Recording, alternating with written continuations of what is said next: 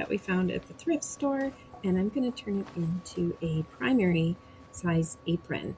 Now the apron pattern that you can download from this video actually has a 1 to 3 year old size, which is smaller than this one. This is the 3 to 6 year old size, and then it also is sized for 6 to 9 years.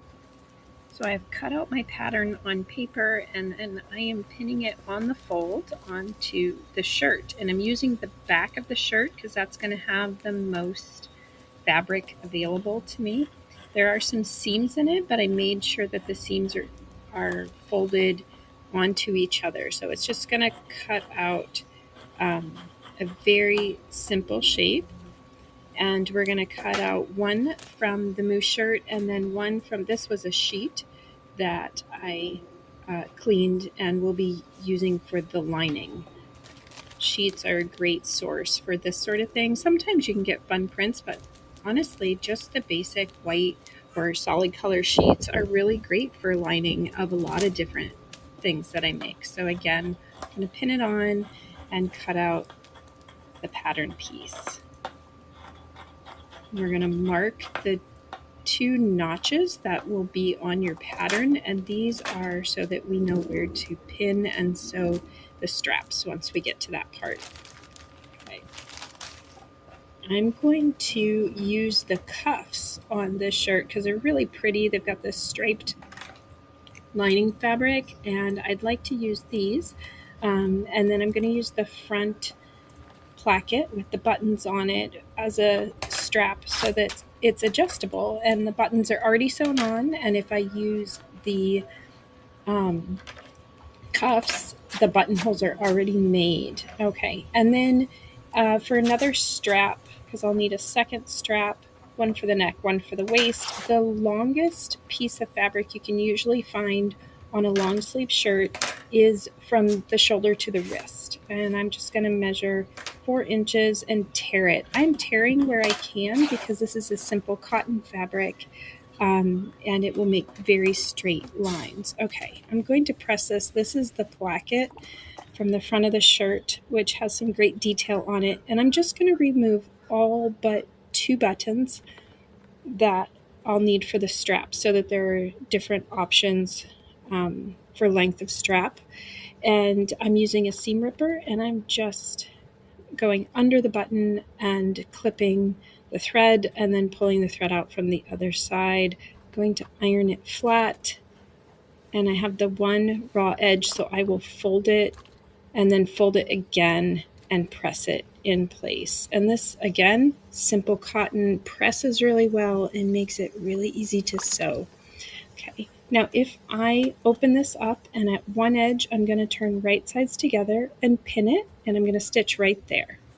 Okay, so if we just do a straight stitch, and I'll be using my machine for this, but if you want to hand stitch, that works too. Make sure you lock your stitches at the beginning and the end, and that just means reversing your stitch for just a moment. I'm going to cut off the extra in the corner. That makes it easier to turn and makes for a nice crispy corner. Now I'm going to switch to my zipper foot, and this allows me to get closer to the line of stitching that I'm going to do, because this is kind of a small space to stitch, and I'm stitching it right at a 1/4 inch. I'm top stitching. I'm just going to lift the button up as I roll through, and it makes it easier. The zipper foot makes it easier. If your machine does not have one, that's okay. You just have to be really careful going around those buttons. Okay, clip off my extra threads. All right, now I'm going to press the other strap, and it's a little bit lightweight. It's not quite heavy enough for a strap, so I'm going to add fusible interfacing to this one and then cut it down to the size that I want. Now I'm also ironing fusible interfacing to the back of the front of the apron, which is the moose fabric, and I'll make that fabric a little bit stronger, and because the shirt itself is pretty lightweight, so I just want to make it a little bit heavier. And then I'm just going to cut off my extra here. I cut it a little too big, and we want it all neat and tidy around the edges.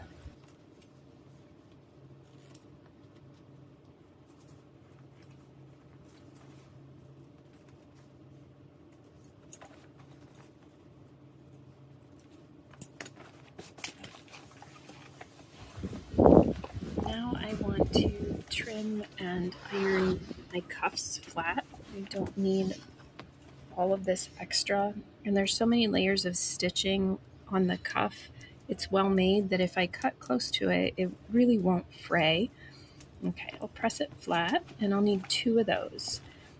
Now I'm going to sew the second strap, pin it at the top and bottom, and just sew a straight stitch, locking my stitches at the beginning and the end all the way down.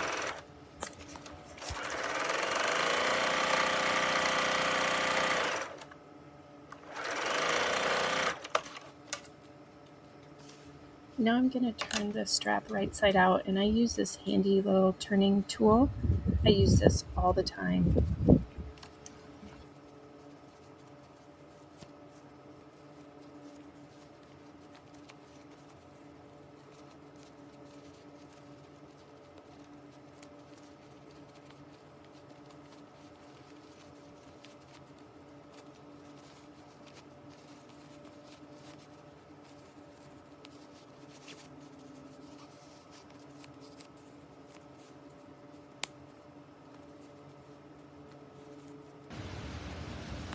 Now if I tuck in the top, get nice and square, I'm just going to top stitch right there on the edge, about 1/8 of an inch in.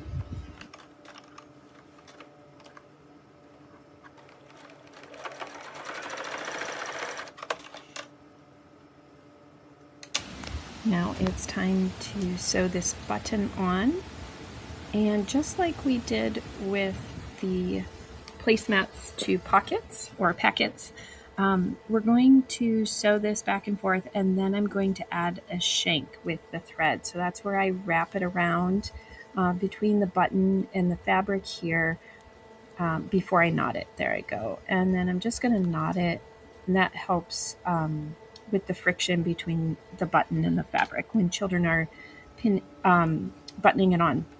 So I'll pin the straps and then the piece of cuff right where they need to go, and they're going to be 1/4 inch in from the edges. I'm lining that up with the notches that I cut when I cut out my pattern, and those are marked with triangles on your pattern piece.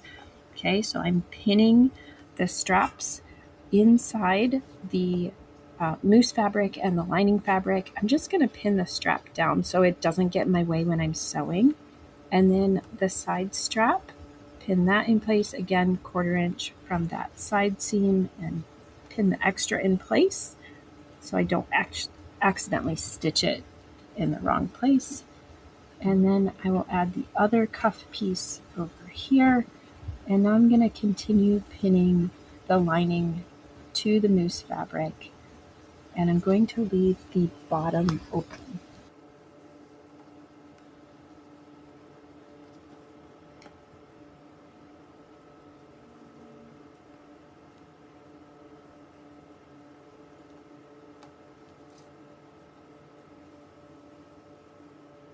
Now I'm going to stitch all the way around and leave the bottom open.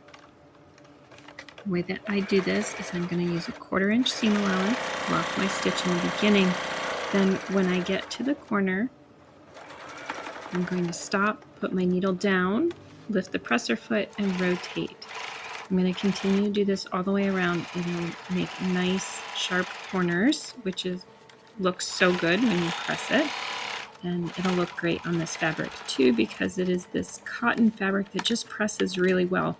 Most men's shirts that are cotton press really well. I really like the way that they work for aprons because of that. They're also easy to wash. Okay, so get to the end here. I'm going to lock my stitch and remove the thread. And then I am going to snip the rounded parts that go by the arms, and then I'm going to clip off the corners not too close to the stitches, but I need to remove just a small amount so that they might make nice crispy corners.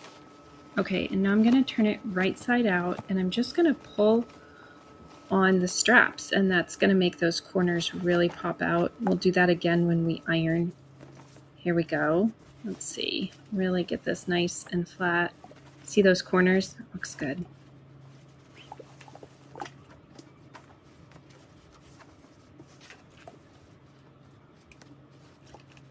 All right, it looks like this is turning out nicely.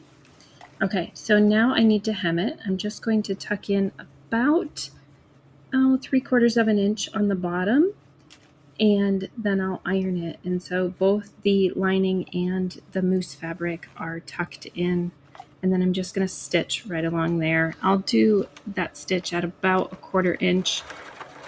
You could do it at a half with tucking in 3/4 of an inch. I just like to do it at 1/4 inch right here. And I will lock my stitch and trim the threads, and there we go. Looks so cute. Okay, so this is how it looks when it's buttoned up. I really like the way the cuff tabs turned out.